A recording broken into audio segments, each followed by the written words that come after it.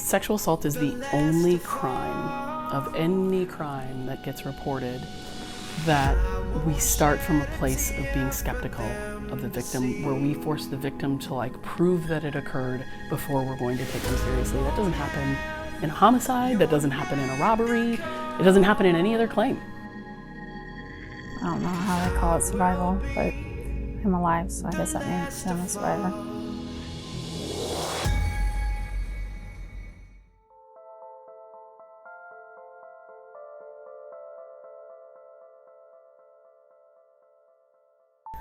I'm Shanna Harker,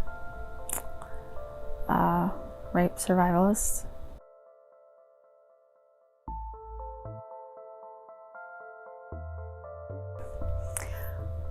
I met Mason on an online app. He was so shy, and he was so sweet, and he was going on and on about how he'd been hurt so much by women, and he could see why women felt the way they did because he'd been hurt so many times, so he understood why women were so vulnerable. And you could really relate to where he was coming from. My name's Janelle Malone. I'm the director of the Crime Victim Assistance Division here in the Iowa Attorney General's office.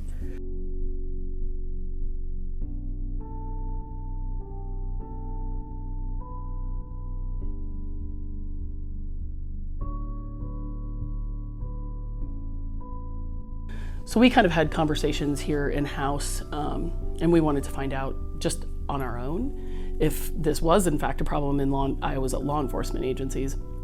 So we started what we would call an audit, and we had basically tried to put together kind of a questionnaire that we could send out to every law enforcement agency, asking them how many kids they had, why they had them, and whether or not they were tested or untested, why hadn't they been tested.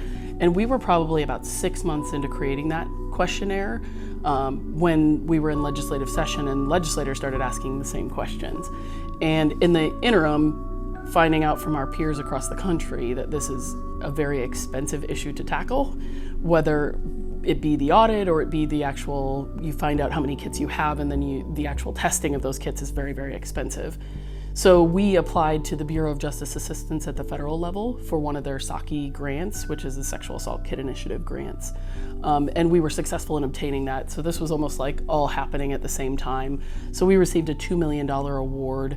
$1 million of it can be used for testing kits, and $1 million of it has to be used towards essentially whatever you're doing to create solutions. So from the investigation and prosecution of whatever stems from the testing of those kits, also if there's any systemic type changes that we could make.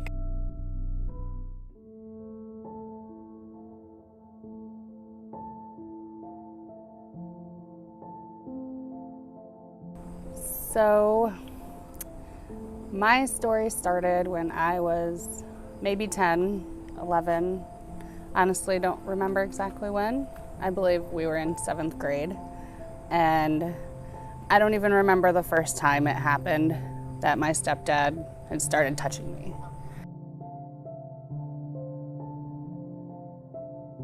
My name is Chuck Senard. I am the Dallas County, Iowa County Attorney, the elected official for this jurisdiction. I was elected in 2019 to serve as county attorney. Before that, though, I had been an assistant county attorney, so a deputy prosecutor in this office for the prior 18 years. So I'm just entering my 20th year of prosecution. My name is Brandy Werner, and I'm a voice from experience of sexual trauma. Guess probably, it was started before I can remember. So the earliest memory I have, I want to say I was 3. And it kept going until I was in 4th grade. So how many untested kids were found in Iowa? So when we completed the audit, we found that there were 4,265 untested kits on the shelves of law enforcement in Iowa. I mentioned there's 387 active law enforcement agencies. Of those, 168 had kits. The main reasons were that the victim didn't want to file charges, and the second highest reason was that law enforcement doubted the truthfulness of the accusation.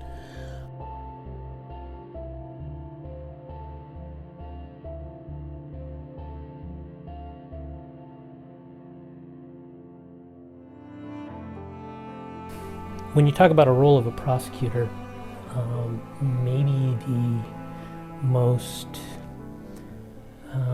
daunting task or power entrusted to a prosecutor is discretion, what we call prosecutorial discretion. The prosecutor is the chief law enforcement officer in a county in Iowa. Within their jurisdiction, they're responsible for screening potential cases for charging, for making charging decisions, and then subsequently making decisions about the disposition of a case once it gets that far. And there is a lot of discretion given to the prosecutor to make those determinations at each stage.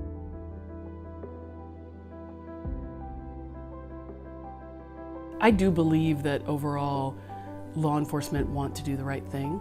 And so I always start from a place of assuming the best in people. When we saw some of these reports, it was abundantly clear if an officer didn't believe a victim. Some of the language that got put into reports was a little bit appalling from a standpoint of an individual who's worked in victim services for a very long time. I think it was a little shocking just how rampant the culture is to not believe a victim. And I'm not saying that there aren't ever any false reports, but the best research shows that it's like less than 6 or 7% of the time.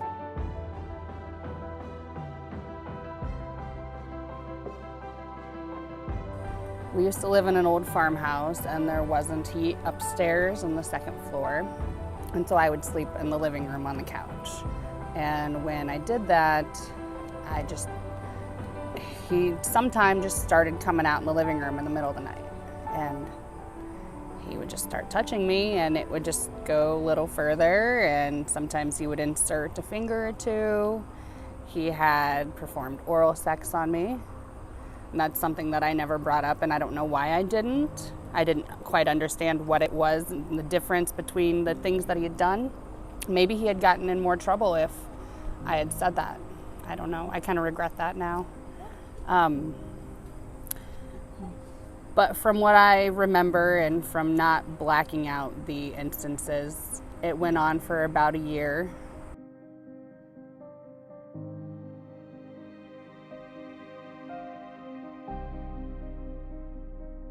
We really need more education for everybody in those areas so people can all understand the psychology of what's happening here and why people made the decisions that they made, and that those were the decisions they had to make in those moments to maybe protect themselves or someone they loved. But at the same time, just because those decisions were made doesn't mean that they consented to be sexually abused. I had a neighbor who was a friend of mine that had told me that she was in foster care, and she had told me that she was being sexually abused by her foster parents, and so were her siblings. And her and I made a pact together that we would tell my parents, both of us, what was going on. That way everything could be out in the open. And so we did. We went inside and we told my parents about her first. And of course I immediately called the cops. And the cops came and removed the kids from the home. And later that night, I pulled my stepdad aside and let him know that what my brother had been doing. And he called me a liar. I sponsored legislation that would eliminate the criminal statute of limitations for child sexual abuse, just as we have no criminal statute of limitations for murder in our state. The statute of limitations is a legislative determination that, at least in the civil context, that an individual will have a certain period of time in which to file a civil lawsuit to right any kind of transgression against their rights. In most cases, the statute of limitations is relatively easy to apply. If we have a car accident, we know we had the car accident. We've got 2 cars that are mangled up. So our clock starts ticking that day. And we have a limited period of time, 2 years or maybe 4 years in certain instances in which to bring an action. But oftentimes the complicating factor here is that the perpetrator of this abuse is an adult abusing a child, and oftentimes that adult is someone who's a trusted figure in that child's life. And so there may be nobody to tell, or even if they do tell, their parents won't believe it or can't believe it. I mean, so it depends on kind of who the perpetrator is and what organization he or she works for. He's like, well, let's go camping this weekend. And it was like Thursday night. And he was talking about, Friday morning, Saturday and Sunday or something like that. I don't know. I just know. We talked on the 20th, we went camping the 21st. I reported it the 22nd. And he's like, I have my tractor and this tractor pull. You come watch me. I'm thinking, great. It's public. We've been talking for months, on Meet Me and off Meet Me. I've been talking to him on Snapchat, video conferencing for months. So I thought, I had a pretty good hold on to who this guy was.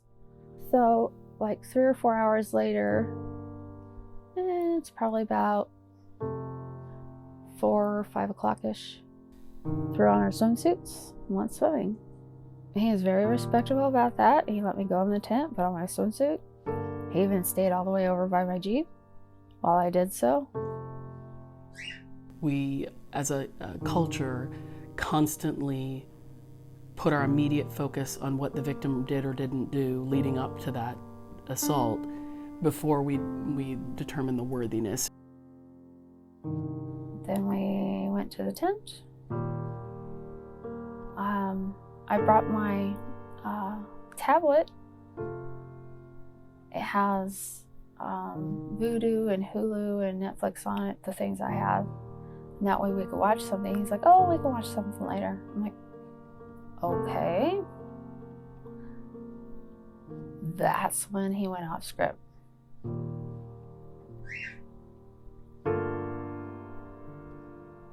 This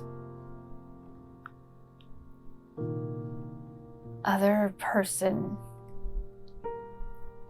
it's like it just washed over him.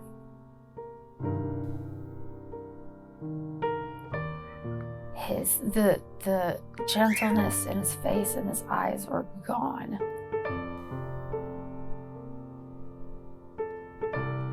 He was gone. And this other person was there.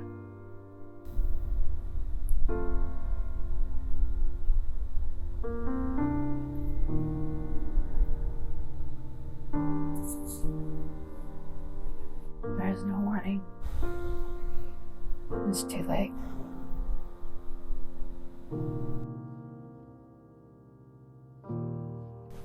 I think we still have a long ways to go.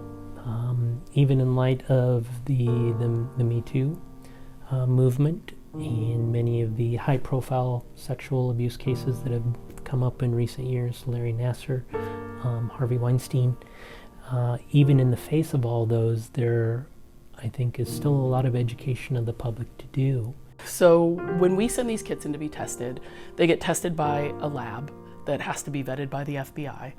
And then once they test it and determine if there's a usable DNA profile, all of their results go to a second entity for what we call a technical review.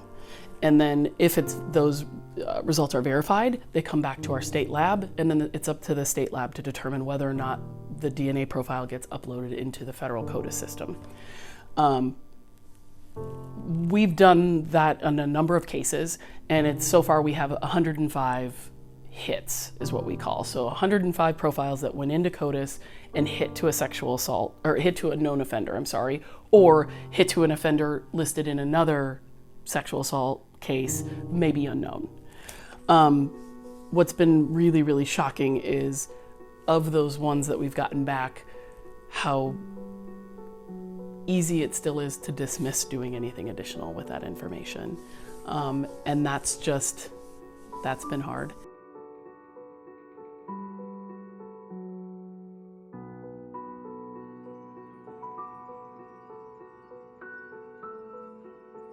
He had mentioned once, after it had been happening for a while, basically that he wanted to have sex with me, but he never would until I was 18 because he knew that was wrong. And that statement stands out to this day. And I'm just like, whoa, I would never say anything when it happened, even when he said things to me during the act. I just kind of laid there in silence. There were times that I would pretend I was on my period and wear a pad just so that he would feel that and not want to go any further. I tried to stop it, I guess, in my own way with that, but eventually it just got too much and I had to tell. And then one day I just decided to tell Natalie Montross at school. And from there, I sat in her office all day long at school. The police came and interviewed me. I was interviewed by lots of people that day. He actually ended up coming to the school. They wouldn't let him see me, and he called his attorney. And that was the last time I'd seen him. That was it. I caught my brother peeking under a bathroom door at me as an adult and knew that something had to be said. So again, I brought it up a second time, and as a 22-year-old woman, and was told again that I was looking for attention. So this obviously was seemed to be a lifelong battle. I wasn't looking for attention. I actually had mentioned something because my brother had a girlfriend with 4 children at that point, and there was one of the little girls that I was concerned about. And come to find out a couple months later, actually, that he had been sexually molesting her daughter for quite a while. So.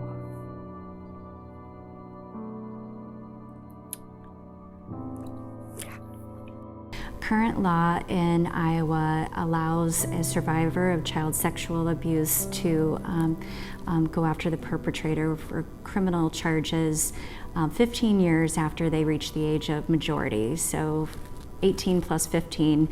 If there's DNA evidence, there's also an additional 3-year window from the time of the DNA evidence. Currently, Iowa's civil statute of limitations laws are very weak. They definitely benefit the organization that's covered up the crime. And a child who's sexually abused by a therapist, a counselor, or school personnel, a school employee has only 5 years from the time they end therapy or leave that school. So essentially, a child that maybe was abused as a kindergartner, their statute of limitation would run out before they even reach the 6th grade to go after that institution for civil damages. Otherwise, all other child sexual abuse survivors have until their 19th birthday, which is woefully inadequate.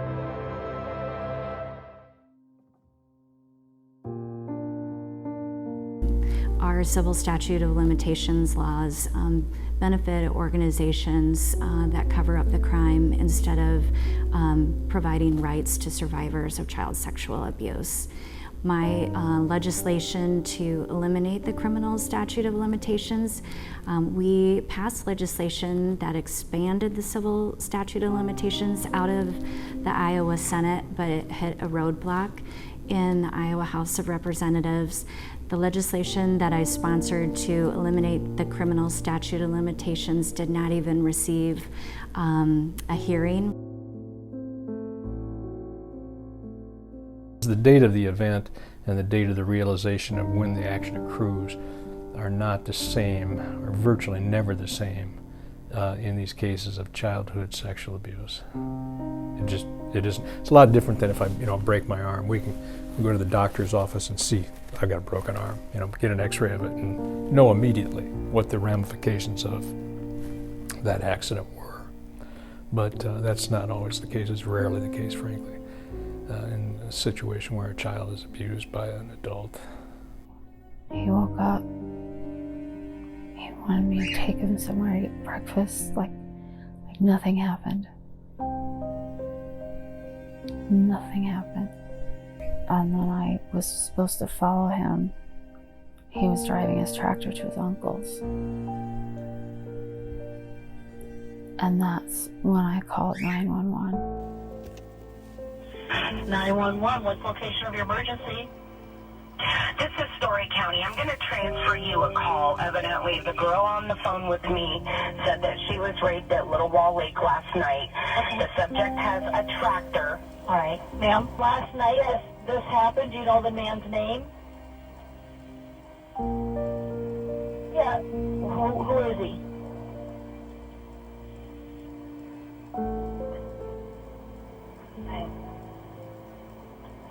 I'm scared. He has a bad temper. He's already in so much trouble, I guess. I don't want to make it worse, but what he did was wrong. Right. Well, I'm going to have you talk to the deputy, and you talk it over with him, and you can decide there what you want to do. Hamilton County cars. I'm going to stay on the... really bad, and I'm really sore. Okay, Shanna, I'm going to stay on the phone with you just a moment.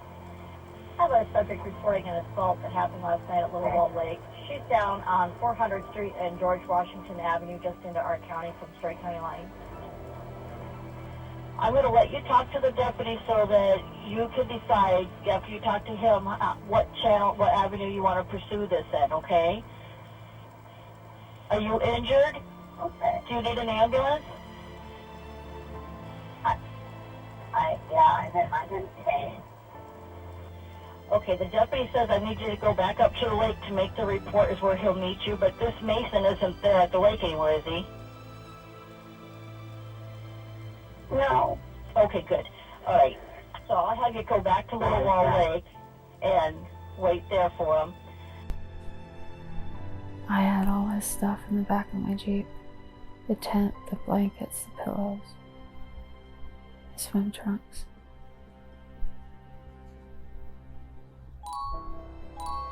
How could I leave him? How could I desert him like that? After everything he's told me from women hurting him. Women hurting him. Excuse me?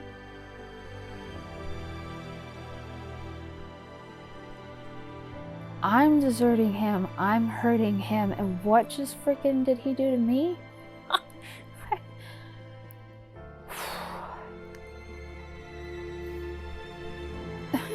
What's worse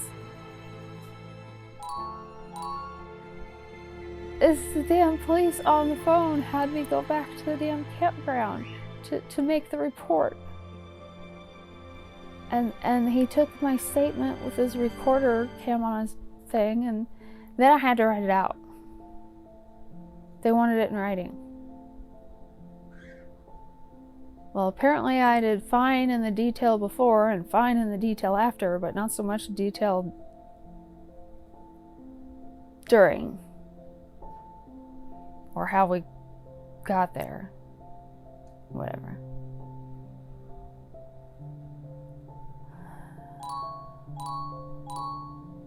How am I supposed to just be no problem with that? Just finally got away from this man. I'm in pain, I'm bleeding, he's beating the crap out of me, I got bruises from head to toe. 2 hours later and 4 pages. And they drive me to Webster City's hospital.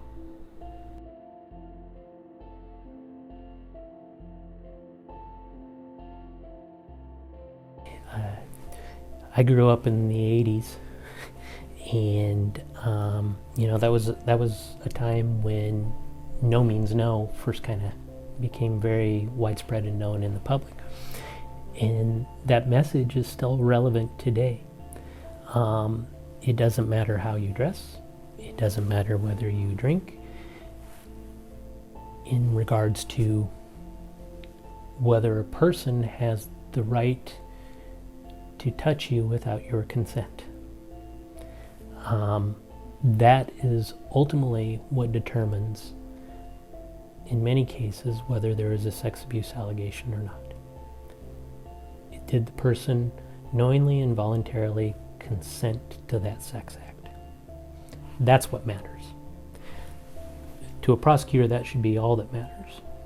So my mom found out after I told. She had no clue, and I know to this day that she regrets it, and she probably blamed herself back then because she had no clue what was going on. My mom also had her own issues, and she had battled addiction on and off. Sometimes back then I wonder if she was still using meth, and so maybe that could have been part of why she was in her own little world and didn't really know. He was a massive alcoholic. He would come home drunk every night, and so I'm sure in his drunken escapades, that's when a lot of this happened too.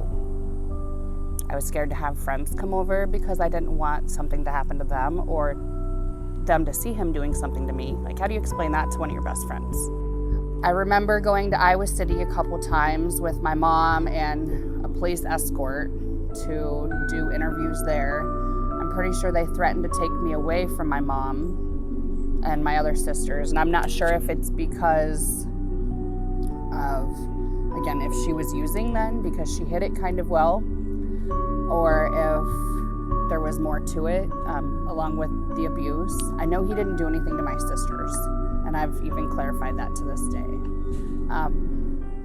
But they definitely, I remember my mom crying on the way home from Iowa City, which was like a week after I told.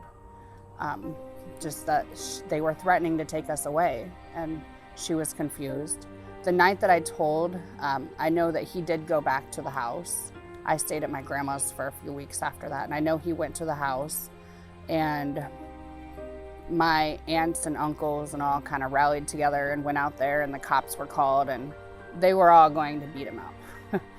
And they still wish that they could have. My mom defended him in that sense then, and I mean, I'm sure she was really confused too. I could only imagine somebody that you thought you loved and was taking care of you very well financially turns out to be a monster.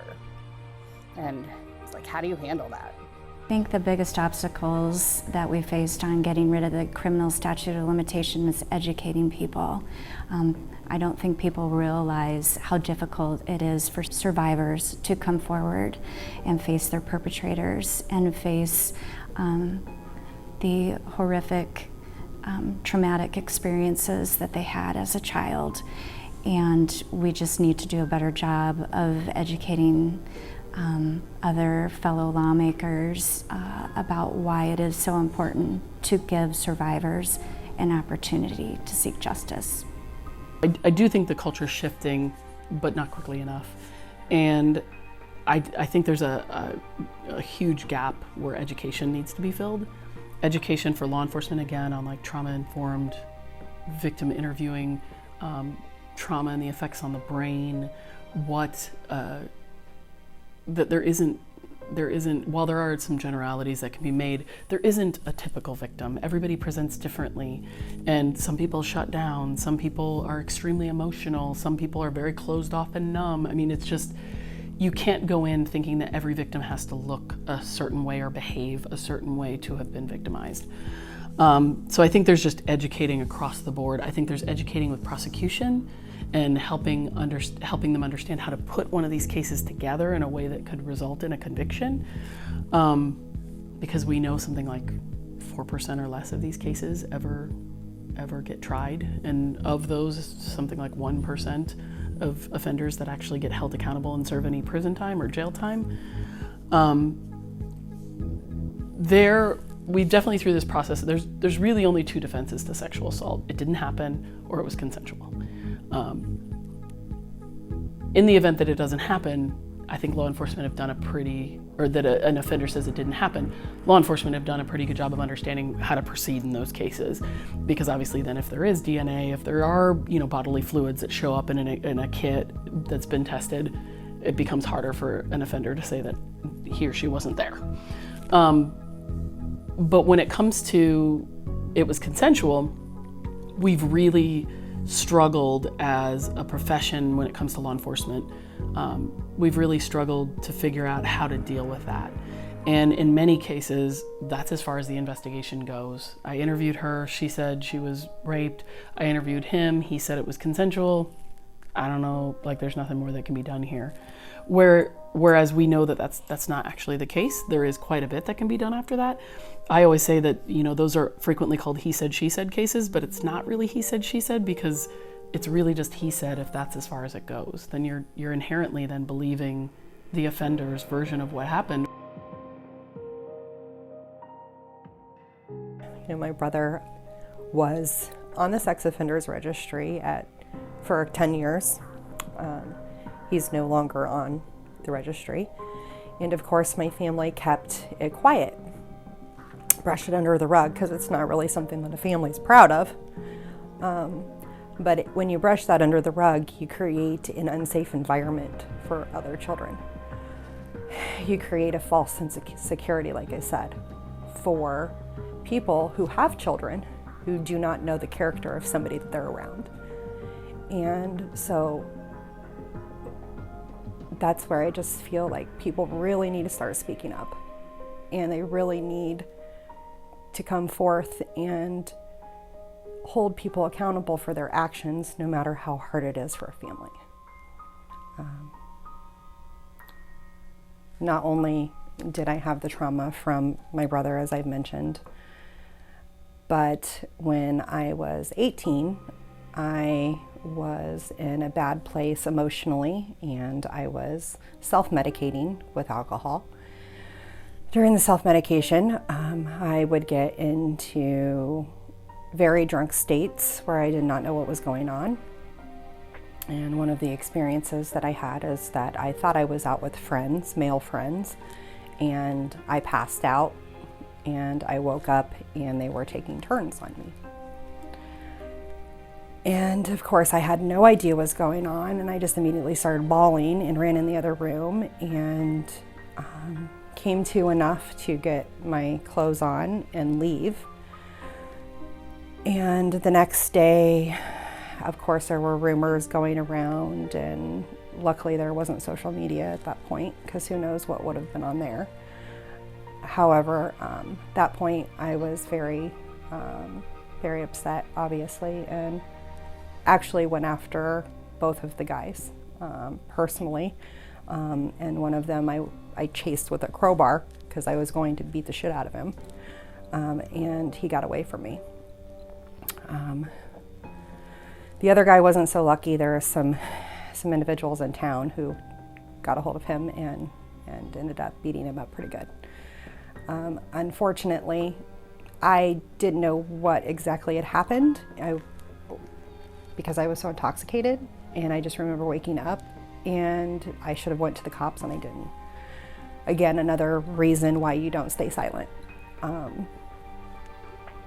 So I didn't feel at that point that I really had enough evidence or enough knowledge of what exactly happened to go to the cops. And that was definitely a mistake on my part. Of course, hindsight's 20/20, and there are many things that we would redo and do differently if we knew better at the time. Being 18 and having had the trauma that I had had as a child in my history, I just immediately kept quiet. And that is not something that I recommend anybody do. A person's level of intoxication may play into their recall, and again, how much they can testify about something, and that may make proving a charge harder and may play into that discussion about plea negotiations or not, if that's all the evidence that you have. But that is never something that is the fault of the victim. That's that's the evidence as it is. You take it as it is, and you do the best you can with the evidence you have, but that is not something to pass blame to somebody else. Responsibility lies with the defendant and solely with the defendant for any sexual abuse. Yes, the question I think is there a necessity that the perpetrator ever have been charged criminally to be successful in a civil lawsuit? And the answer to that is no. Because you're not trying to enforce the criminal code or the penal code in the state of Iowa. You are bringing a civil action for a wrong or a tort committed by a person or an entity. And so there's no necessity of having anyone ever been filed against criminally.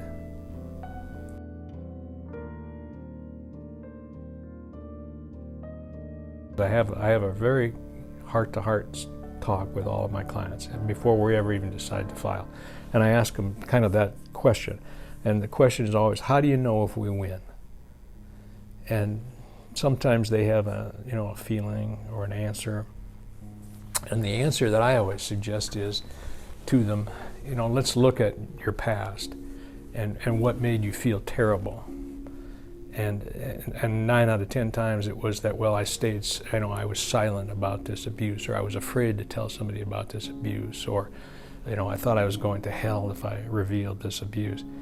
And I think that the answer to your question always is, well, we win when we no longer participate in it. When we say, I'm not gonna continue being part of this cover-up. You guys can do that if you want, but I'm not going to do that, and I'm not going to participate, and I'm not going to let you use me to continue your hiding of these facts from the public. And then after that, I think they get a little bit different attitude, because I tell them we win when we file the lawsuit. Doesn't really happen. If we get kicked out of the statute of limitations, we get kicked out. If we don't, we don't. But the second thing I always tell them is that we're never going to win enough money to compensate you for what happened to you. It just isn't going to happen. There isn't enough money in Iowa. I think that Iowans would be surprised when you look at the organizations that either support or monitor or oppose the legislation, particularly the civil statute of limitations. They may be surprised to see how few organizations have stepped up to put their names on a piece of legislation that they support protecting their children. And it would be nice to see organizations come forward. We know that survivors of child sexual abuse oftentimes go on to have significant problems in adulthood. And if we could get companies and faith organizations and organizations that advocate for our children to step up and sign on as in favor of supporting legislation to get rid of the criminal statute of limitations, I think that they would see a lot healthier population of adults in our state and children in our state. 6 hours non-stop, touching me, prodding me, taking something, taking a sample. It just, oh my God, it was horrible. I'm not sure what was, well, I know what was worse, but it really makes you wonder though. And when I got home,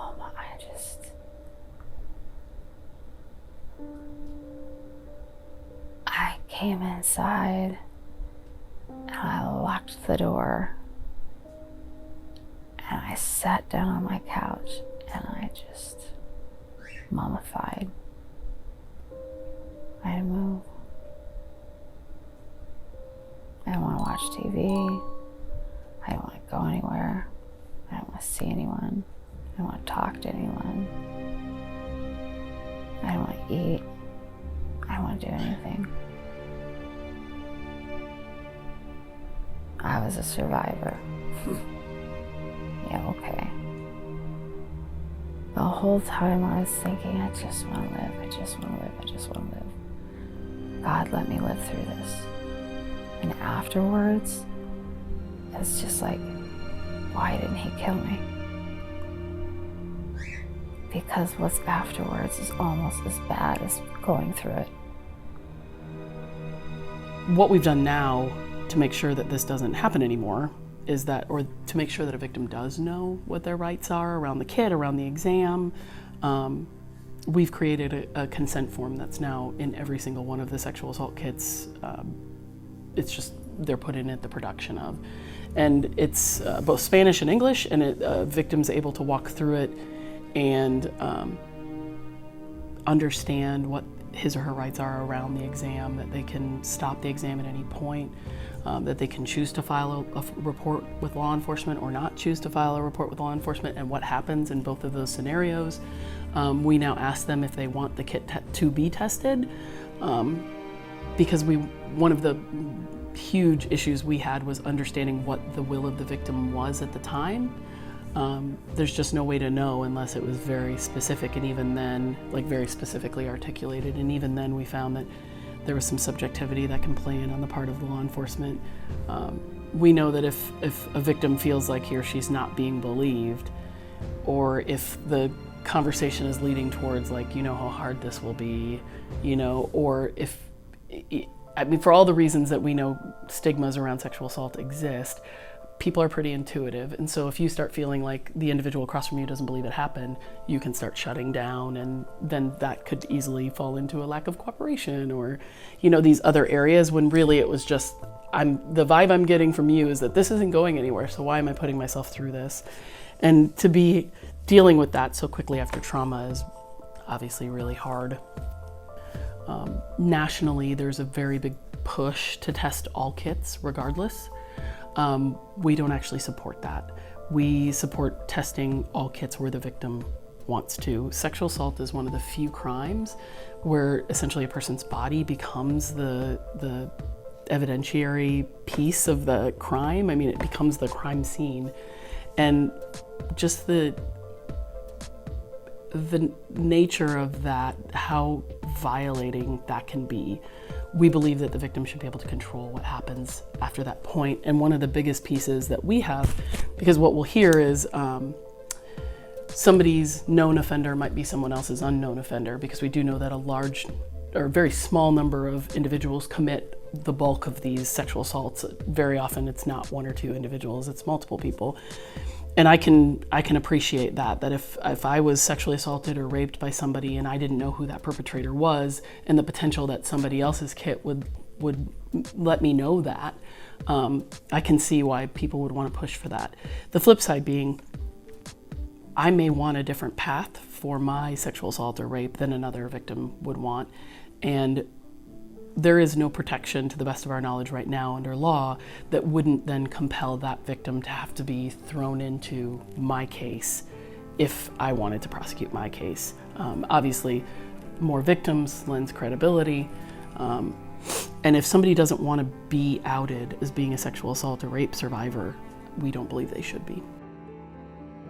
Tim never threatened me per se, but he definitely made me aware of the fact that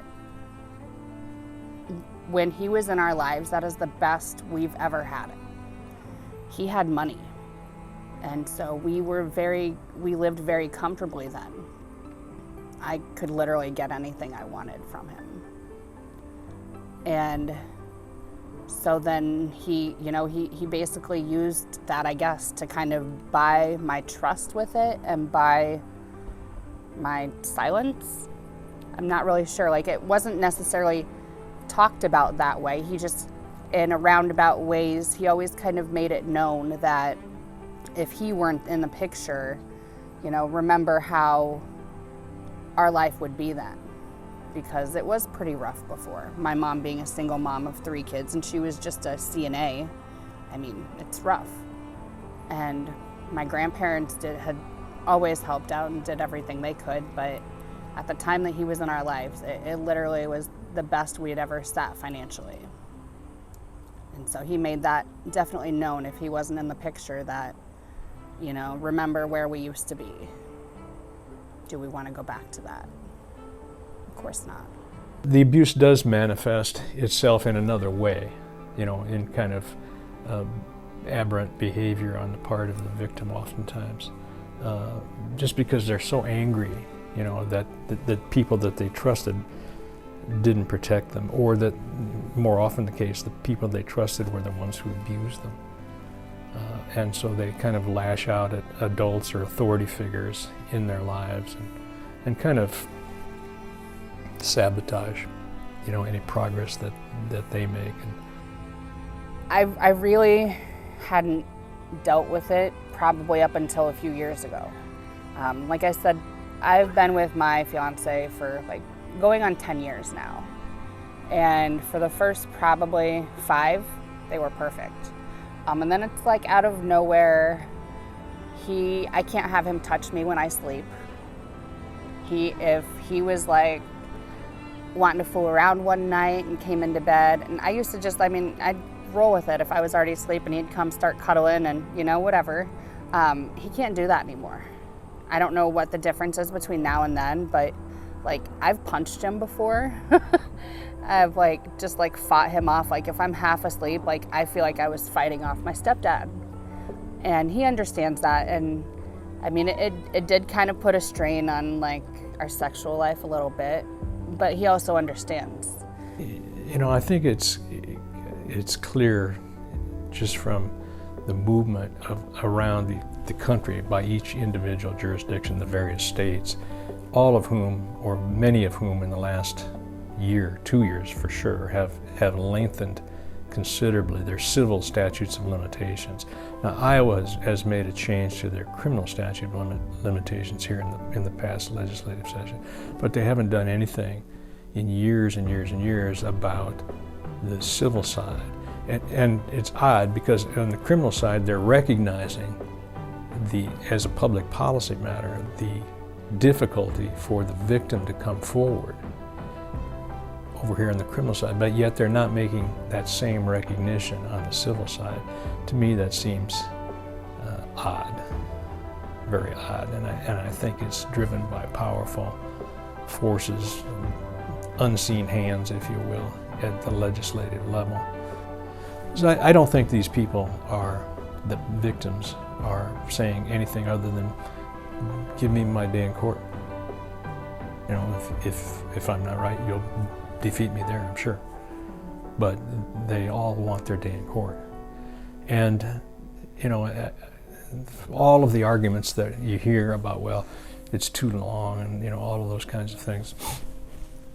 I've never had anybody say that in court, is that we can't defend ourselves because we don't know what happened. Almost always the defendants know what happened. They've just been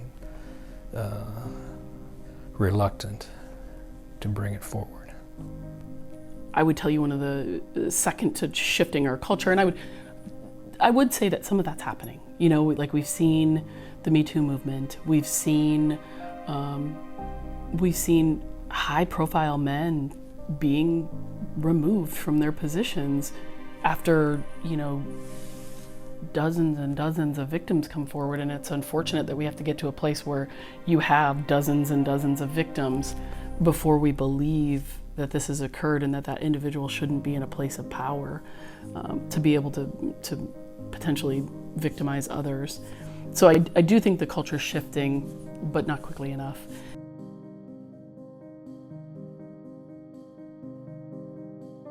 They're sending out a deputy to take his statement.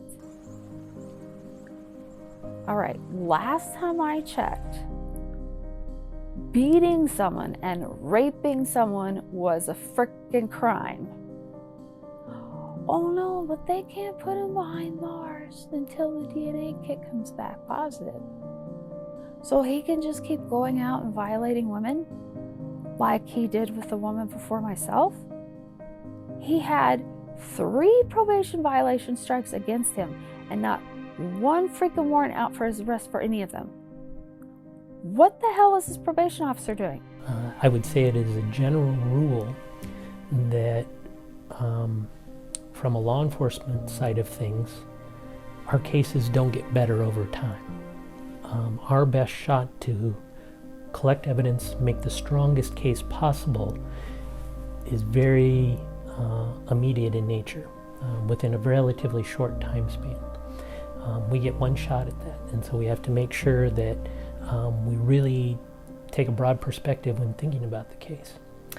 And that can often lead to some frustration on the part of a victim of a crime or the public in general, wanting to know, why isn't somebody charged? Why isn't somebody charged? I found that out from the deputy who took my statement.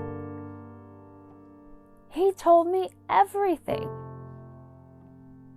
He told me about the woman who got violated before myself, how she was violated in detail.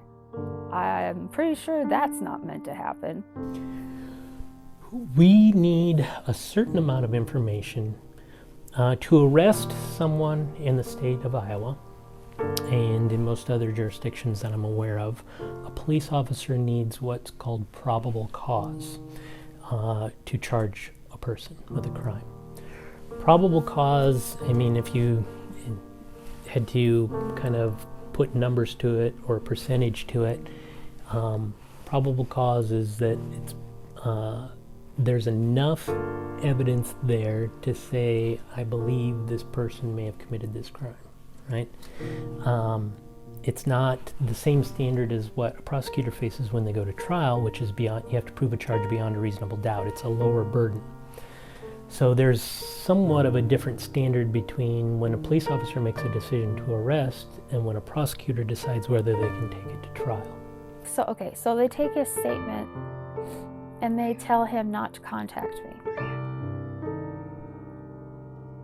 Okay, well, on the way to the hospital, not only does he message me several times, but he even attempts to make a phone call, which I did not answer. And I showed it to the park ranger who was driving.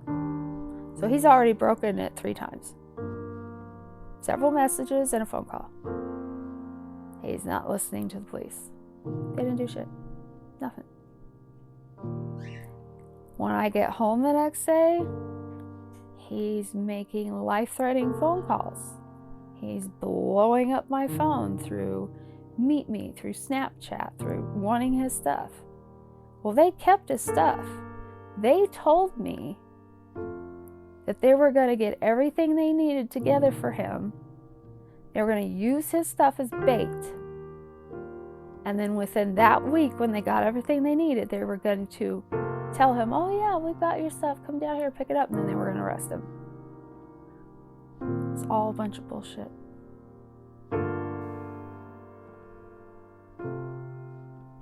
Oh, they told me he could come down and get his stuff. They didn't arrest him. That's when they decided to tell me, oh no, rape kits take 6 months to a year to get back. And at this point, I'm being told that maybe I should get a no contact order. Huh? Why would I have to do that? How do I do that? What are you even talking about? So let's say, we charge somebody with assault because they physically hit someone, but we're still investigating the sexual component of that to see if there's a sexual assault charge there. That is true in most regards, that we could charge them with one crime and hold them on that, and I have seen that done, where we've got enough to, or maybe like they were intoxicated or something. When we stopped them, they were driving a vehicle while under the influence, so we arrest them for the operating while intoxicated charge, while we continue to investigate the sexual assault component. And that can be charged at a later time. There are concerns there that officers have to be aware of and prosecutors have to be aware of. Of course, when you formally charge somebody with a crime, like OWI, they have certain rights, like right to an attorney. They've got their Miranda rights. So before they're questioned, they would have to, if they're in custody and before they're questioned, they have to be advised that they have a right to remain silent, that right to an attorney. And when you've got one crime charged and one not, you have to be careful that the lines aren't blurred there and that you respect all the rights for the defendant that they get once they're arrested and accused of a crime. so that doesn't interfere with or hamper your other investigation. Subsequently, a defendant could file a motion, we call it a motion to suppress in Iowa, suppress evidence, that let's say they contend that you violated their rights because when you arrested them on a charge, they asked for an attorney or something, but you continued to question them about other matters, that could result in all charges being thrown out. The one charged at that time and the one later charged subsequently. So you have to be aware of those things if you charge them under one crime and not another.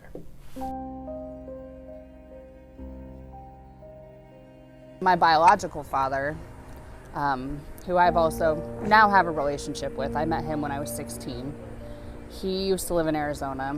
He also dealt with drugs. He was hard on cash and, ran in with some people and was trafficking for some Iranians from Arizona to Chicago. He made like $15,000. I mean, when you're hard on cash and you're driving, so he ended up getting caught though, and he got 10 years in federal prison for just driving some pot. I mean, I get that it was against the law, and yeah, I mean, he took his punishment and he dealt with it. He ended up getting out when Obama was in office and, passed the whatever act with the nonviolent drug offenders. So he ended up getting out early. There's a Class D felony, a Class C felony, Class B, and at the very top is Class A. Class A is usually what we think of the most heinous crimes in the state: murder, first-degree murder, kidnapping in the first degree.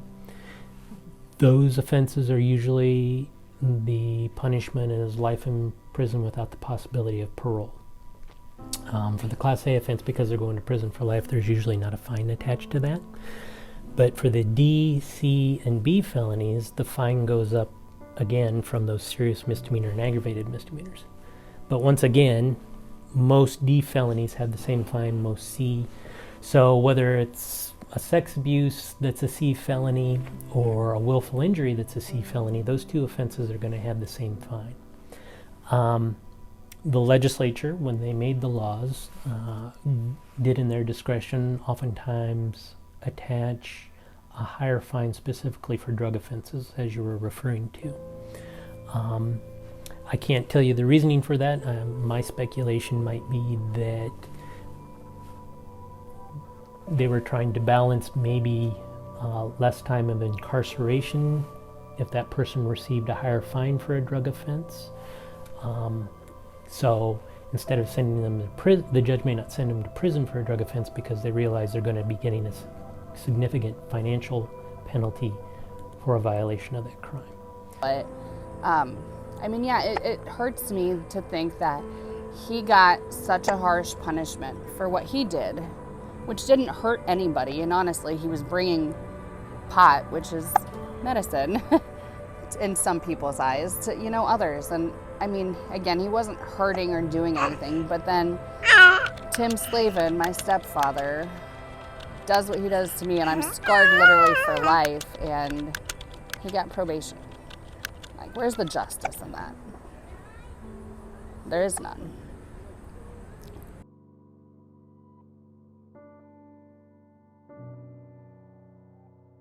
And through this whole process, I have yet to have a single conversation, not one single word, with the Hamilton County attorney. I've been told when to call. I've been told how I'm supposedly supposed to get a hold of him. Every time I try, I can't get a hold of him. I've left umpteen messages. Couldn't get a hold of him. When I found out about the plea deal they were trying to go behind my back with, I was so pissed.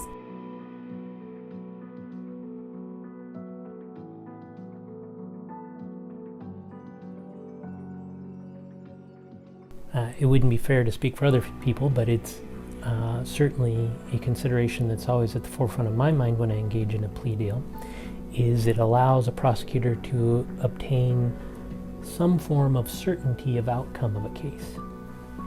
I have a lot of discretion and a lot of say about charges, but ultimately, whether a person is found guilty or not may rest in the hands of a judge or a jury.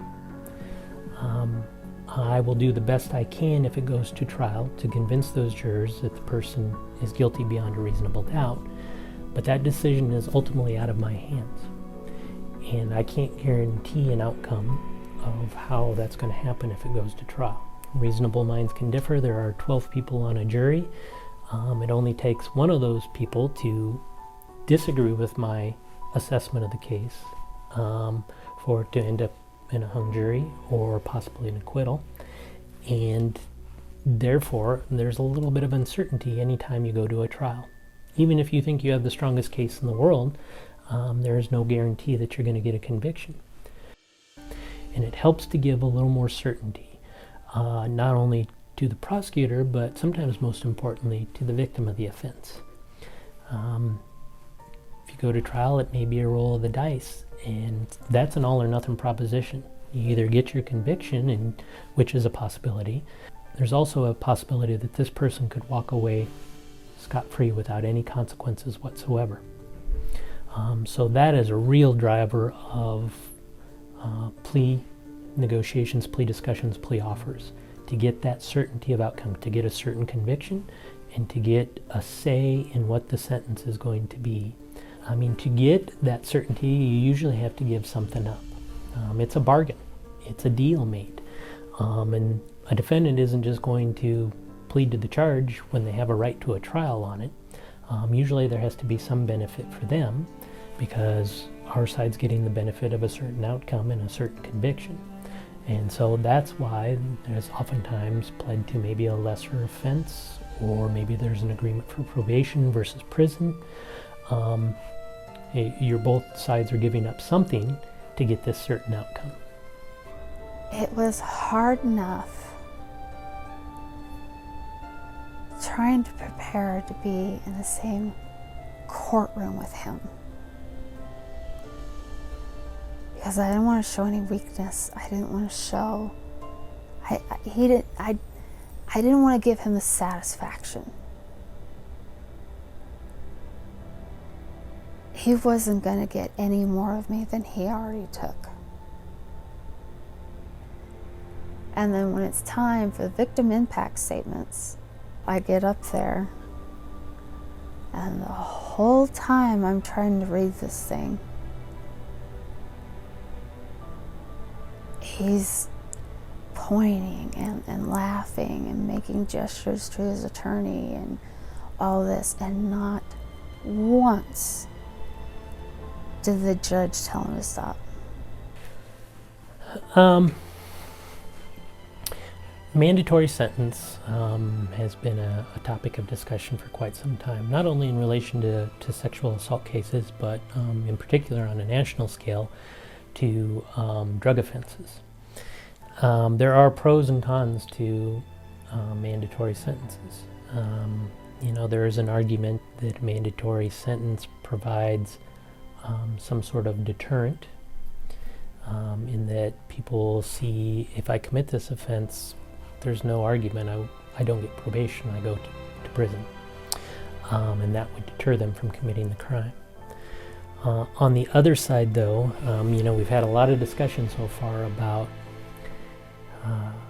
the importance of discretion in the criminal justice system and being able to look at each case individually and not treating them all in a cookie-cutter fashion. Mandatory sentences can take away a lot of that discretion and a lot of those options. Yeah, and then when he stood up for his sentencing, he's making wisecracks with the judge. And the judge is allowing it, and then he starts making jokes with the judge, and him and the judge are laughing back and forth with each other, and I'm just like, am I awake? Is this seriously happening? Okay, he's getting sentenced.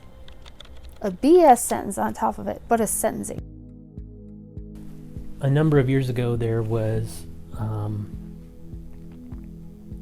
a change in the rules of evidence that said if a person had previously, or even there was adequate evidence to show that they had engaged in a previous sexual assault, you could talk about that in a new sexual assault case.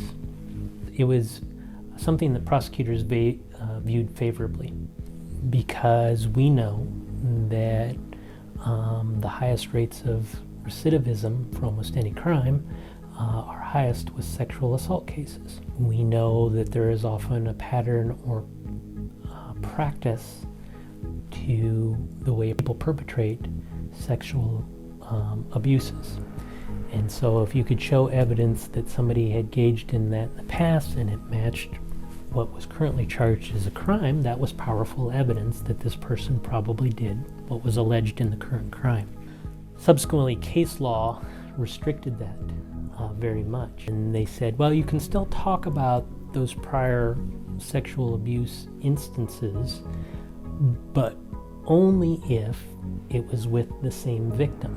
The different victim, that was considered too prejudicial, that it would tend to make people just convict the defendant because they didn't like the defendant versus the actual evidence. So the court was not going to allow that in, but restricted what you could talk about, even though that rule tried to open it up some. They pulled it back a little bit. So there may be evidence known to the prosecutor, to law enforcement, that this person has perpetrated maybe multiple sexual offenses before. Might have even been known to the victim. Let's say it was a family member or something that had previously been convicted of assaulting another family member, and then they were alone with this child and alleged to have perpetrated a sex abuse on that child. The family members may have all known that this person had previously committed a sex abuse, but the jury or the judge, if the judge hears that, may never know that evidence, because we can't get into that because it's deemed too prejudicial. If the society wants to improve the ability to hold offenders accountable and to potentially deter offenders from committing these offenses, I guess I would be of the opinion that it would be more useful to law enforcement and prosecutors to make changes in what we can talk about at trial, what evidence we can use, versus mandatory sentences. Mandatory sentences sound very good. It's like tough on crime, but a lot of times, like I said, it can make those plea negotiations, treating cases differently and trying to do justice in each case, harder. The biggest thing is always make sure someone knows where you're at, who you're with, and what you're doing. That way, if something does go wrong, they know where to start. It's not okay that Iowa is okay with the fact that we just let these crimes happen to kids and, don't properly handle it. We don't serve justice like we're supposed to. And basically just says it's okay by all the people that get off with it. But I also hope it sends a message to any other victims that, as much as it hurts, I'm still living, I still have my daily battles, but I'm, happy and I'm living life, and it might break you for the time being, but you're not broken, and you can always pick yourself back up and move on. I guess what I would like to say is how important it is to speak up. How important it is for everyone to have a voice and to hold people accountable for their actions.